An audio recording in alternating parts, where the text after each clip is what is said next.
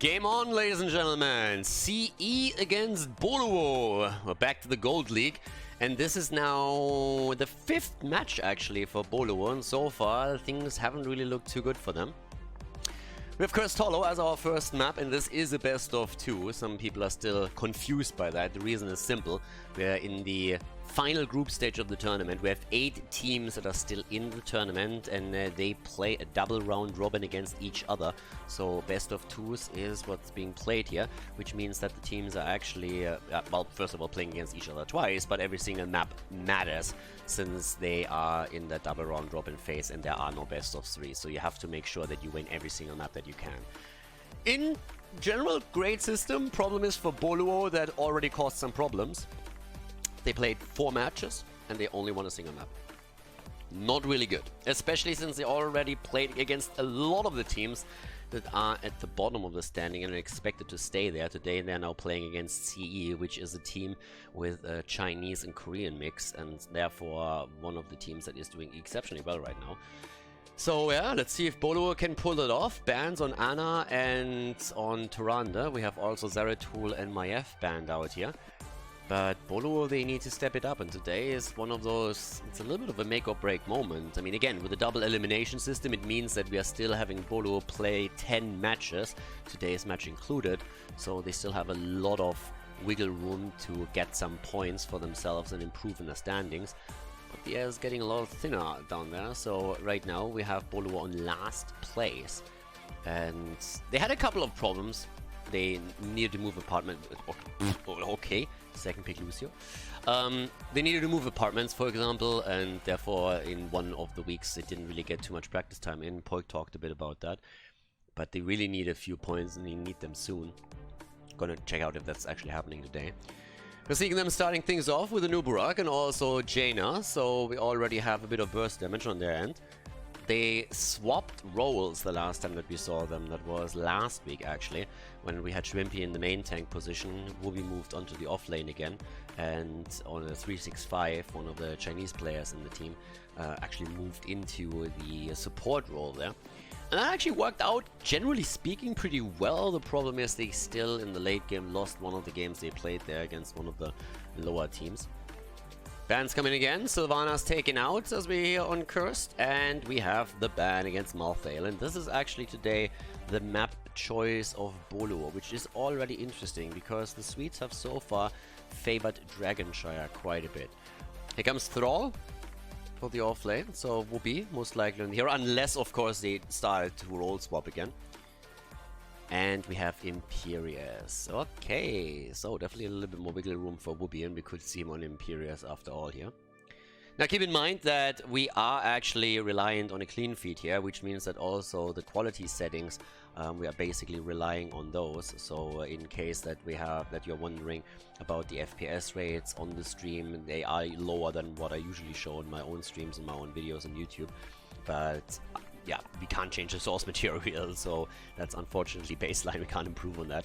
But at least we're getting a glimpse into the Chinese meta, into the Chinese tournament, and we can, of course, also watch live how the Swedes are doing. Game on! Game number 1, ladies and gentlemen. The best of 2 CE going up against Boluo here. And, well, let's check out who's going to take it here today. The Korean-Chinese mix going up against the Swedes. Again, with a mix, as we said before, Shrimpy now on the main tank role, Poik on the damage, Ruby and Gia currently playing the 2nd and 3rd melee, and 365 on Malfurion.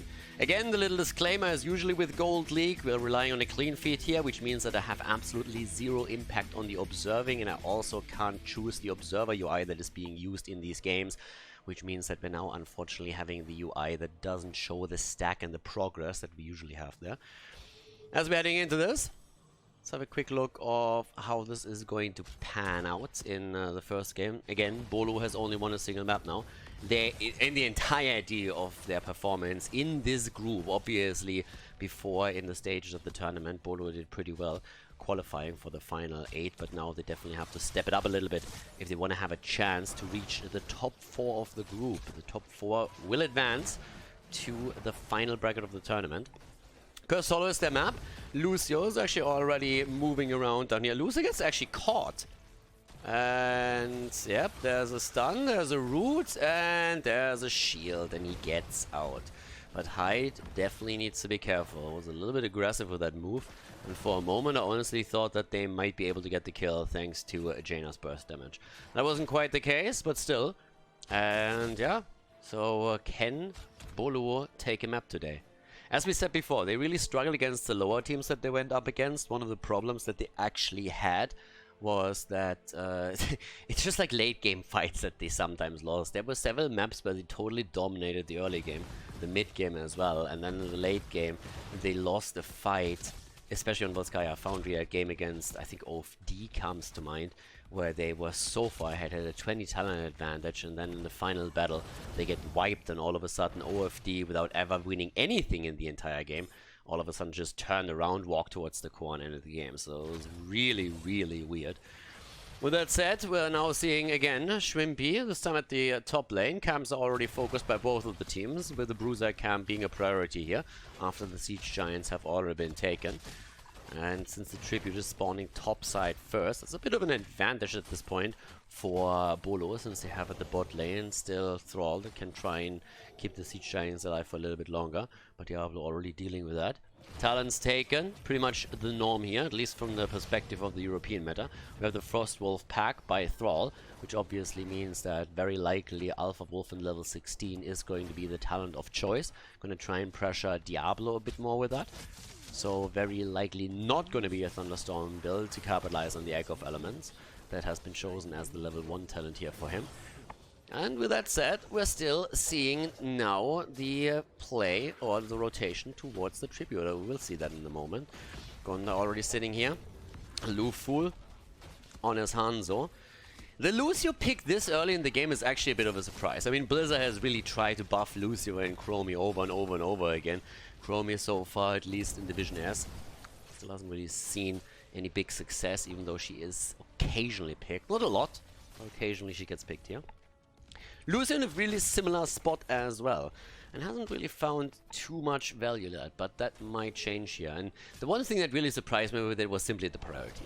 Everything else, I mean, if you want to pick Lucio, great, but the priority on the pick really surprised me, so we'll see how much of an impact Hyde can have here. And on the other side, they're just trying to interrupt, and so far they're doing a great job with that. Whoopi comes in with Imperius, interrupts real quickly, and they're just stalling this out. They have 2 heroes at the bot lane, and they're going up against Medivh, so the more they can interrupt this, the better, because the bot lane is getting value in the meantime, and that was the entire hope that they had here, that they could maybe do something about it. But reset on Medivh, a little bit uncharacteristic, by the way, to not see him on Lim Ming or Genji, is doing really well there, and has actually pushed that back for the most time. Level 7 talents now on both sides, but the first Tribute going over to CE. So with that, what do we have? Anything crazy? I mean, we have the Subterranean Shield right now. Holy Fervor for Imperius, Ancestral Wrath on the side of Thrall. Pretty much decent builds that we have. Also Scatter build from Hanzo coming in. And at the same time, Tribute number 2. In a pretty decent position actually for Boluo, a little bit better for them. And let's see if they can capitalize on that and at least grab one of the 2 tributes, or the early 2 tributes in the game. Because the next one is likely going to spawn bot side and could definitely spawn bottom left, and that would be a bit of a problem for Boluo to connect with the third one. So likely we're going to have a bit of a battle there, but the position is already fantastic, to be honest, for CE. They have already taken the spot right here. Have the full vision about it, are zoning the opponent out. And are they gonna fight for this? There comes the interrupt. No, not even that. Gets dragged, and that's the second Tribute. Nicely done by CE. Counter attempt with a kill, maybe against 4-5. And that should be a dead Haka. Problem is that Gia is also incredibly low, is trying to get away and relies again on the Frostwolf resilience. He falls, and therefore the stack talent also reset. It's going to work a little bit harder to get the Frostwolf's pack back. And now there's exactly the position that I've been talking about. Bottom left. That's where the third Tribute spawns. That was a pretty bad spot for Boluo to have to fight for a Tribute. So now it's a 2-0. And that could be the curse. Could be a super early curse, by the way. I mean, we're talking 6 minutes. In experience, there's that slight lead in XP for Boluo, but now that the camp is taken, not really too much. Then again, if it happens around the time that the tribute is being fought for, which doesn't really seem to be the case, I'd simply give it up. If we get that one for free, so there's the curse. Boluo just gives it up and says like, whatever. I mean, it's an early curse, so the question is how much can you actually get out of this? There's nothing else pushing, but now a boss is being attacked.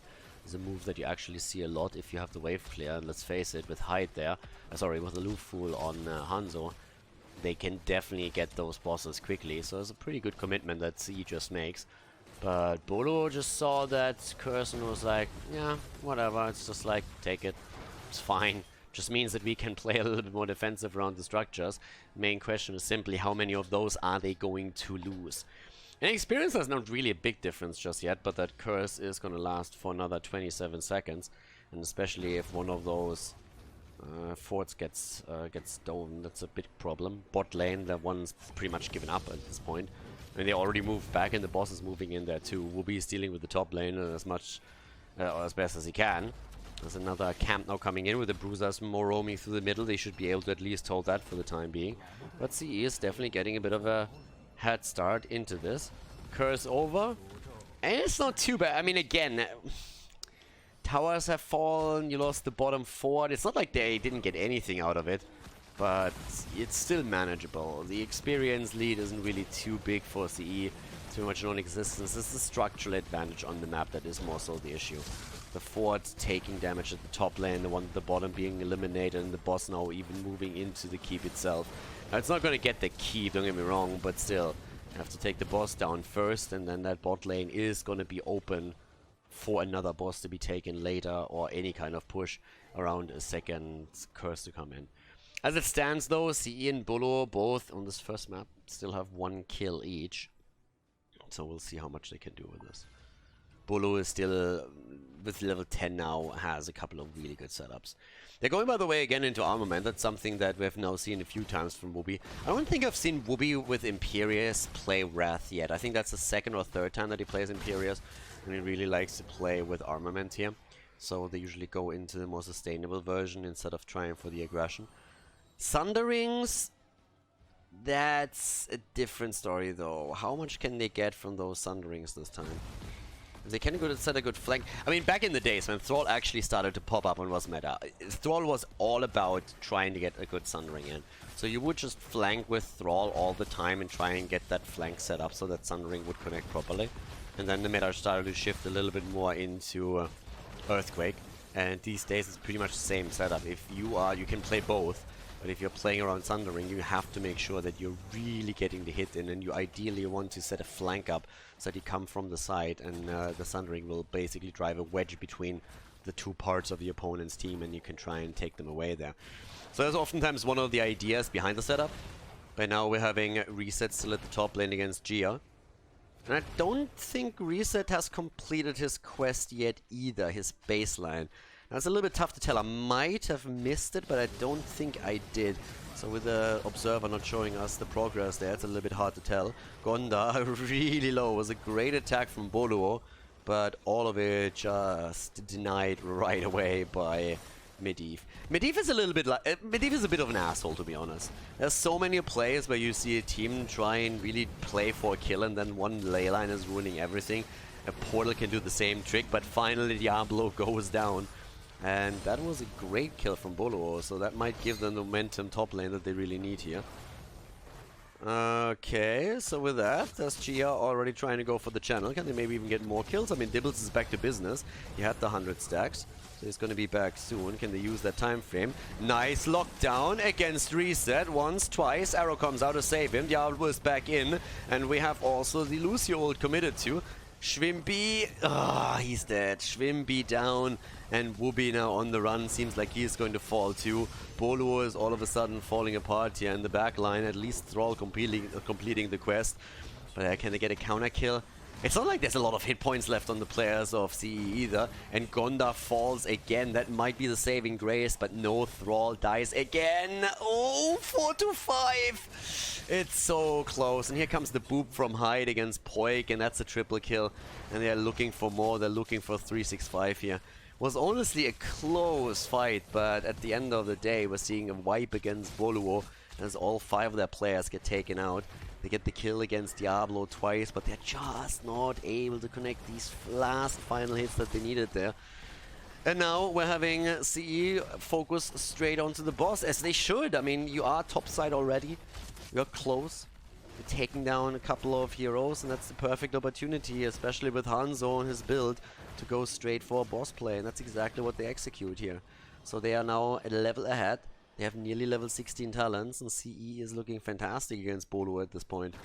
6 kills against 3. Doesn't really sound like too much of an advantage, but it definitely is a big deal at this point, especially with the 2 forts obviously already taken down. The boss marching towards the keep has to be dealt with, which should guarantee a free tribute on the side of CE. It's their second though. And in addition to that, we also have now the mid lane fort taken out as well. Yeah, it's pretty tough there. I mean, again, boss is going to do a little bit of damage to this, but it's mostly about buying the time for the tribute that is really going to help them out there. In Boluo's case, you want to fight for 16. There's a 12-minute completion on the baseline quest for Medivh. 20 stacks on a Nubarak. Yeah, not much more than that actually when it comes to that. We still have the From the Shadows here on Diablo, but Nubarak is going to get those extra hit points. Shrimpy needs them, to be honest. Nubarak is always very happy when he gets those extra HP. I said it in the past, and I say again, it always feels a little bad if you compare the hungry for more on Stitches with the Nubarak Regeneration Master. Granted that the regeneration increase in general is nice, but the hit point boost is pretty insignificant if you think what Stitches gets for the same amount is pretty much double the value, at least when you contribute to the hit point pool. Very different heroes though, obviously, so a bit of a different setup there. Still feels bad.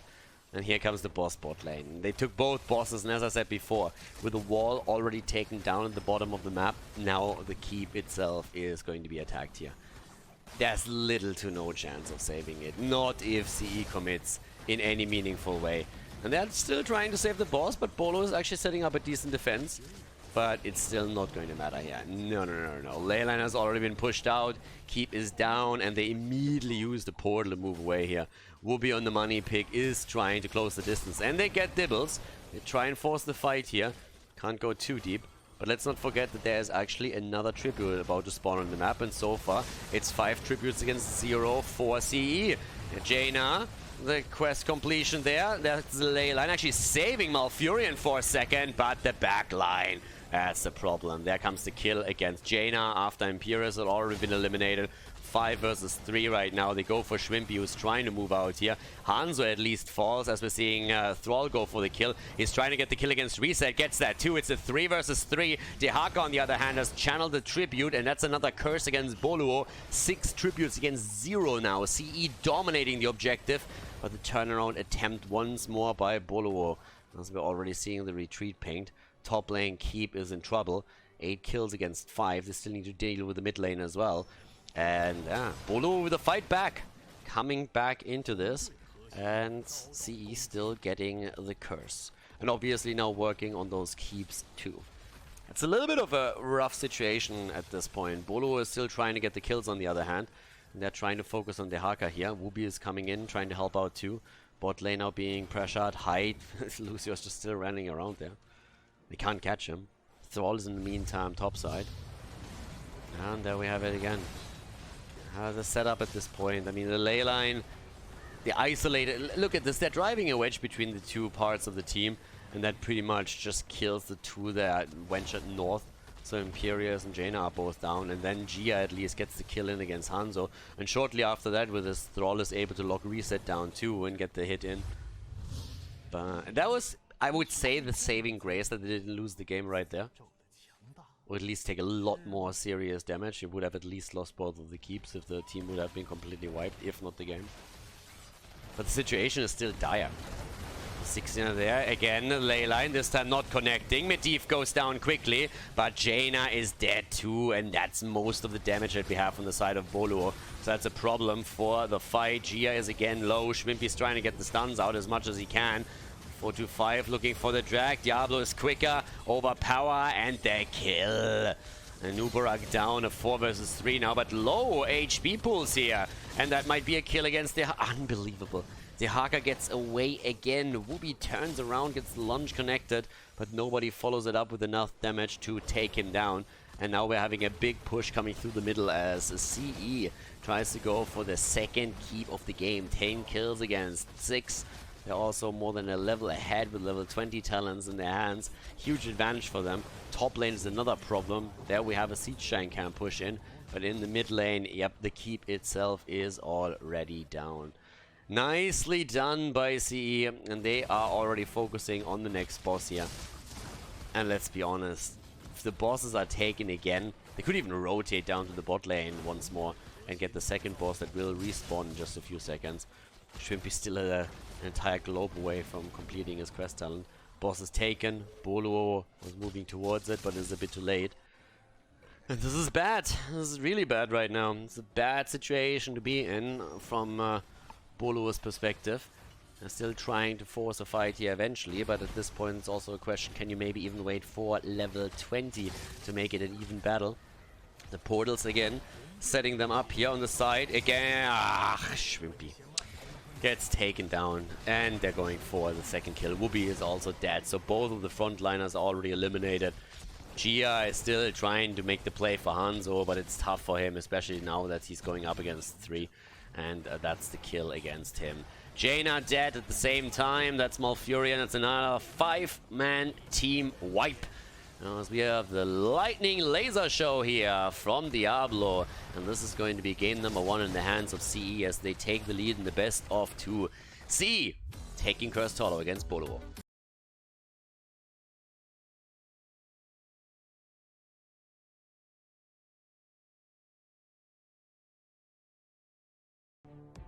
Game number 2, ladies and gentlemen. There we go. CE against Boluo, and CE is in the lead. We have Tomb of the Spider Queen coming up as our second map, and it is the map choice of CE, so Boluo opted for first pick, first ban. With that said, let's have a quick look at what's happening here. Once again, we have the ban on Toranda. They actually changed the layout of the draft screen a little bit too. So now we have, for example, the map all the way up at the top. Ana gets banned out on the other side from CE. They played really well. I mean, let's face it, there were a couple of fights that were actually really close where it could have snowballed the other direction as well. But CE just played that a little bit better. There were especially a tribute fight at the top and one at the bottom where Boluo was about to get a few additional kills in. Just didn't quite work all that way. Bit unfortunate for the Swedish team. But yeah, CE with the Koreans, the old MVP players, is definitely doing very, very well here. Lu Fool, he got the MVP on Hanzo for the last game. Garrosh is the first pick on Tomb. It was a really early Garrosh commitment. Shrimpy putting his foot down. Yeah, Reyna right away against Garrosh. Now, one of the reasons why Reyna is actually not bad against Garrosh just in general is because he can, with a penetrating round, just keep Garrosh at a distance when he sees him coming. So that's pretty good. In general, Reyna is just a fantastic auto attacker, so that is true regardless of who is up against. That is already interesting though. A quick pick into Auriel. Now, I talked in the previous weeks a little bit about how the support meta in China is very different from what we're seeing in Europe, and that especially Auriel is a hero that is in China occasionally picked and played, whereas in Europe she's basically not really looked at all. Boluo now staying for, I mean, how long have they been in China? Like 1.5 months or something already? Longer even, I think. So you can definitely tell that the scrims that they have and the games they play, that it has left a bit of an impact there too, starting to adapt a bit more towards the Chinese meta. ETC on the other side is also going to have great tools also to keep just Garrosh at a distance, but the Auriel setup is definitely an interesting one. You need a good battery, of course, with that hero, so we'll find out which exactly that is. Now with the bans, Vala gets banned out against it, so they don't want to go up against an Auriel Vala composition. We have Rexa banned out too. We've seen Rexa a lot with Misha on a lot of these maps, and CE played him already on this one. Malthael comes in, and we have Malfurion together with it. Okay. So the chance even to... was for a moment thinking about like a Tracer on the side of CE, but they have Jimmy already. I would be surprised to see any of that. Wave clear obviously is always a thing. There's the Zarya setup. Okay, I like that already. Playing a little bit the builds or a similar style to what we've seen from Granite Gaming with a speed barrier and Garrosh. So race car Garrosh plus Cassia as the battery. And what do we have from their opponent? We get, in this case, as the last pick from CE, as we're heading into map number 2, into Tomb of the Spider Queen. We'll get another damage dealer. Question is just simply, who's that gonna be? Junkrat. Let's head straight into it. Game number 2, ladies and gentlemen. Game number 2. CE is in the lead against Boluo. And, well, let's find out if this time we're gonna have the Swedes with a victory here. Now again, for people that don't really watch a lot of heroes at this point, that build might look a little bit weird what we're currently having on them, especially the Zarya pick. But we have actually seen Zarya a bit more often in the European meta. Not quite with the build that we're currently seeing on the side of Boluo. But the idea behind this is that you can really play around the combo with Garrosh and Zarya a lot. So on level 4 you go into the speed barrier, and that will allow Garrosh to be a lot faster on his feet, and therefore allow him to get those throws in. Yeah. There we go, back to business, breaks over. Whatever the reason was for this one. Immediately Shrimpy gets attacked here and gets thrown around, but able to walk out. But again, the idea behind this setup is to empower Shrimpy to make the plays with Garrosh through the speed barrier, and then obviously together with Oriel you have a 2 support setup that can also help Cassia. Even though I've never seen that really played with Cassia successfully, at least not in Europe. By now we're having the kill against Zarya. Not quite the best start here for them, but we'll see how that's going to impact it. The build that we're... Again, Exterminator, by the way. It is one of the most common things that we're seeing in China on Reina, that you get Exterminator on so many maps, and it is just freaking me the hell out. In Europe, not even in Battlefield of Eternity will you see Exterminator, and we have talked about this talent a lot. But yeah, on this map, it gives you a bit more wave clear. They obviously also wanted to try and burn down those web weavers a little bit quicker, but you're missing out on a ton of damage. There are a couple of setups where I can understand it a bit more, but the Chinese will even play Exterminator when they have a Jaina in the same team as Reina and are pretty much guaranteed to have slows readily available in every single team fight. It's weird. But right now we're having still the setup against Gonda actually in this case. So Shrimpy is able to at least create 1 kill opportunity. Question still remains, can they successfully follow up on that? And the answer is no. So they can't get the kill against ETC. Porygon Cassia will have to deliver the damage, and is also obviously trying to deliver the energy to Oriel. Will be still up there at the top lane. Here's the face off against Reset, which is actually really annoying. Reset on Junkrat right now gets the jump in once again, and in the meantime we're waiting for the level 4 tunnel. I just wanted to still confirm that we're having the speed barrier for Zarya. That is what's being played in Europe quite a bit. That said, Behemoth Armor on Jimmy as his talent. Gia rather low. They're trying to turn it against Whoopi, and the Whoopster with the jump just as we have the attempt to slide in and get a kill against them. And there's the speed barrier. So with that, we're now having Shrimpy, or will have Shrimpy in a better position. 365, a little bit low. Shrimpy needs to move to the top. He's trying to escape there. Good move. Nicely done. And yeah, this is Race Car Garrosh right there. Race Car Garrosh already doing his thing. That was a nice whip, a nice lash that we had from Oriel, and then obviously the barrier itself helping Shrimpy to move away. Because, let's face it, that mine from Junker was actually fantastic.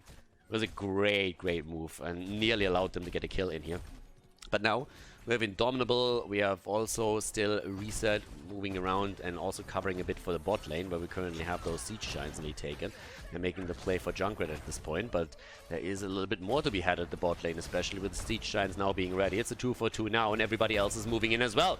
They're trying to go for the Siege Giants. 4-5 is about to fall. That's 14 gems on him. That's 14 gems, and they take him down. And that's a 5 versus 4 now. Gems are lost, and that is actually a great start for Boluo now. With that kill, they're able to deny a lot of the gems. The question just is, can they get out without losing anybody?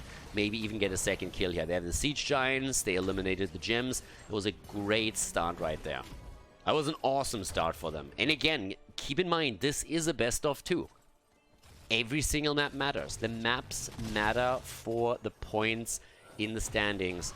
And if you are able to get those in, then you are in a fantastic spot to slowly but steadily move up through the ranks into the top 4, which is where you want to be, because the top 4 will move on after the double round robin group stage system to the next round and the final round of the tournament, the step ladder bracket. So with that, we're now also having both of the teams on level 7, what we're currently seeing here. We're already seeing them starting to move in again with the Divine Steed, the kill attempt and the kill against Junkrat. There's the Web Weavers, the blue one this time, coming down. So that's at least something that CE got out of that. So they get Web Weavers even though they lost Junkrat, and Junkrat should actually be back in time to have an impact on this fight. There's still a bit of a battle happening in the mid lane on the other hand, with the Bruiser camp that was taken by Boluo earlier. They're trying to at least eliminate one of the turrets, getting a lot of damage onto that front line. Nice lockdown against Zarya. Is that going to be enough for a kill? Doesn't seem like it.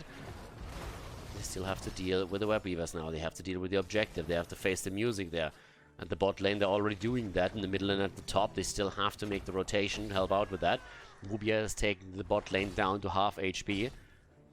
But, yep, there we have the setup with level 8 nearly taken. Mid lane is in trouble. Boluo has to be careful here. Mid lane down to 50%, and it's not looking healthy for that fort at all. Ruby jumps in again, but they also have to be careful that they don't lose heroes now. They have too many gems at the stakes right now. And they lost the fort. Fort is down. Bot lane, Whoopi with the Divine Steed, able to move away, but CE is getting mad structure value at this point. They're making the rotation. Keep, again, the speed barrier in mind with Shrimpy. If he gets that, then he might be able to close the distance to one of the targets and get a hit in there. Gia's already around. Whoopi's trying to now certainly turn in his 25 gems that he has, actually playing for 365 now too. Level 10 abilities are not ready for any of the teams. Experience is still fairly even. It's all about the turn. The problem that Boluo has is they haven't even turned in a single gem. They got the gems. They have a huge amount. 84 at this point. That's great. But they need to start turning them in, or kills against them are going to have a lot of value for their opponent. So, right now, there's a turn and attempt. Shrimpy. Poik is there. Gia with the attempt now too. And they're actually able to get at least a few of them away. Can they complete it? Yes, they can. An Obama moment for the Swedes. As we have the Web Weavers coming down for them. Need to make sure that they're not losing anybody here. Especially not Whoopi with the 27 gems that he holds. Gets thrown out, still dies. And they haven't recovered the gems either. Whoopi down just as the Web Weavers come. That's level 10 on the side of CE, and CE is moving in, looking for the kills, and they're finding them. Poik is dead. ATC is at least eliminated as a counter kill. If they can get more, they're trying to get a Loof Fool, but as you can see, Gia wasn't able to keep it in a distance. But no, there we have it. Malthael down. And that's 20 gems gone. All of a sudden, we're looking at Value Town. Holy cow. 3 down on the side of CE. What looked as if could be a disaster for Boluo is all of a sudden turning in their favor. They get 3 kills, now 5 against 3 overall, ahead on that end.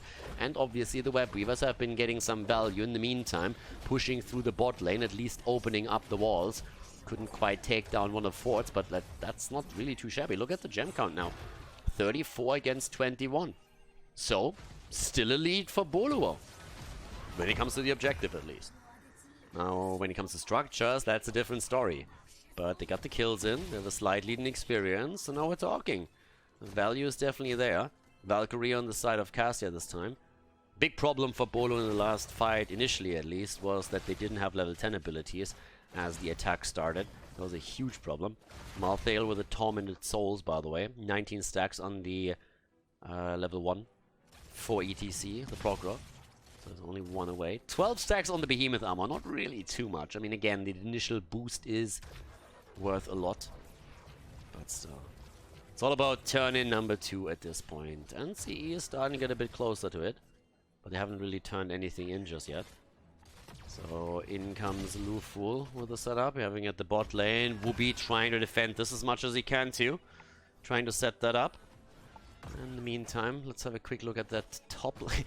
I'm saying have a quick look at the top lane because I'm kind of used to like directing and observing the game myself. So I'm just like, yeah, let's have a look at the top lane. And then the moment I want to click at the top lane, I'm like, oh yeah, right. I'm actually relying on a clean feed. I kind of forgot about that. Let's hope that our observer clicks at the top lane. In this case, he didn't.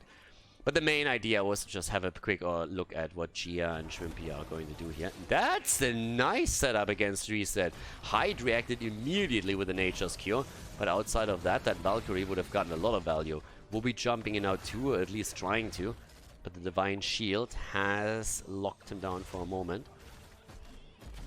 Same time, we're having now also still the turn-in attempts from CE, the blue team, sitting at a 31, 36. They have the gems, they can definitely complete it, and nobody's interrupting anybody yet down from the red team. 44, 46.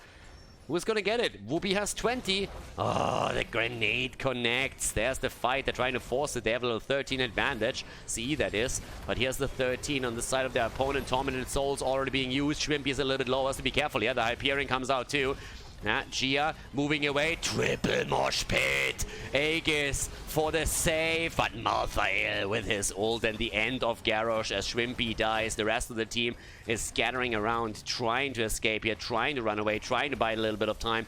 Poik is caught in the corner. Gia goes down first. And they are going to get the kill against Cassia as well. It's going to take a little bit, but Poik is going to fall. That's 3 kills against 0. Great setup. No gems lost on the other hand, or very few at least, from Boluo. But the problem, of course, is that CE can now still turn in.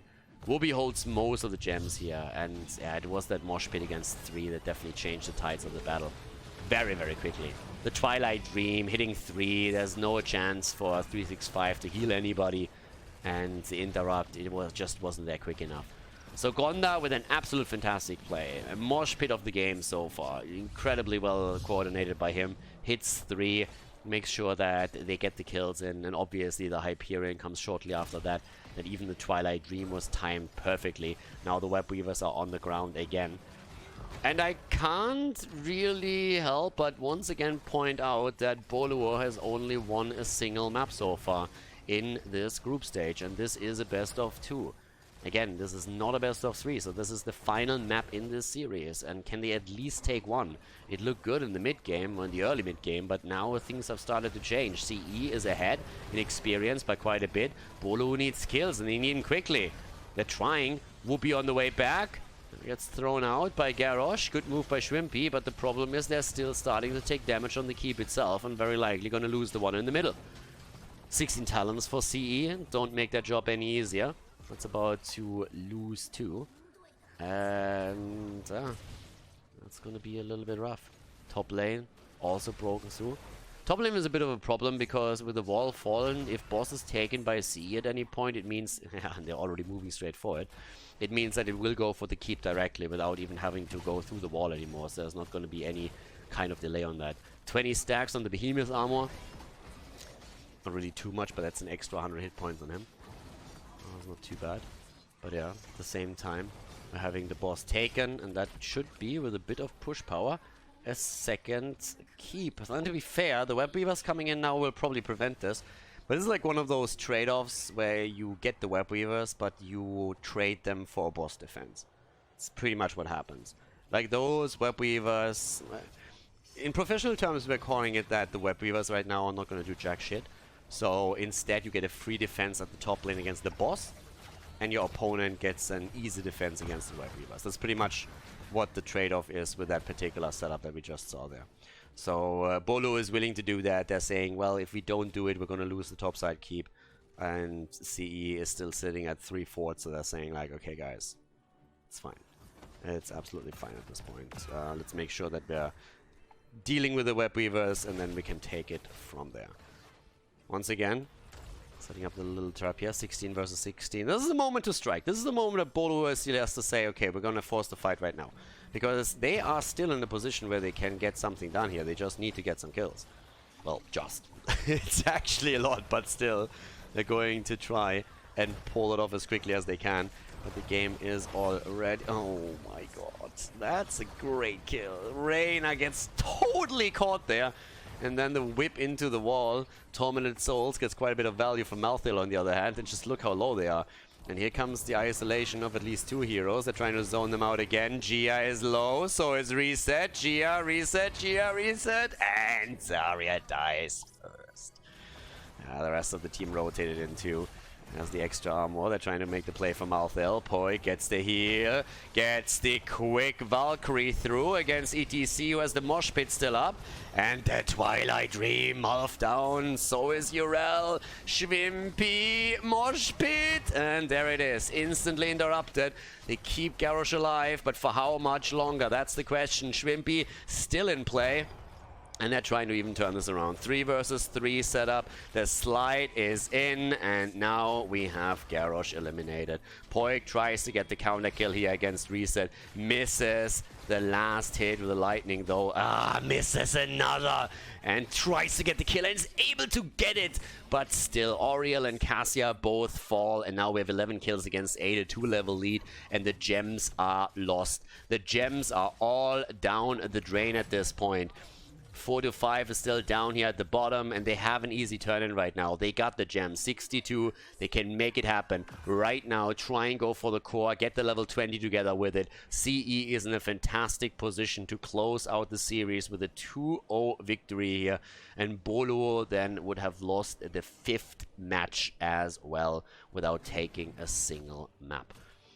Well, then to be fair, the 4th one, they actually got 1 map, but yeah, it's definitely not the position that people expected Boluo to be in the tournament here. The composition that they have here, it doesn't really mesh too well. The question was always, well, how much did Whoopi and Poik actually play before they made their way to China? Schwimpy at least played with Team Cheeses. They were trying to qualify and successfully did so for Division S. And again, when we're looking towards 365, we don't really know how well he meshes with the team. But the same can be said for a lot of the other teams too. There's a lot of mixed teams there that have the same language barriers that Boluo might have. And to be honest, with them having 4 Swedes in the lineup, they have an easier time communicating probably than a team like CE, which has Chinese and Korean players that, to my knowledge, communicate through broken English. So right now, CE definitely rolling through this. Boluo having huge troubles in the setup. They're not very happy with it. And I'm still talking to Schwimpy and Poik occasionally, and they're obviously not really happy with the situation as it is. Now they're going to try and defend this, but the 20 talents are there. Schwimpy is already low. The Aegis saves him. He has the mosh pit. It gets interrupted right away. Gia is low though, and is down. There's the kill, and the rest of the team is looking too healthy either. Cassia is down, so is Auriel. The core is falling, and this is game. CE with a 2-0 victory.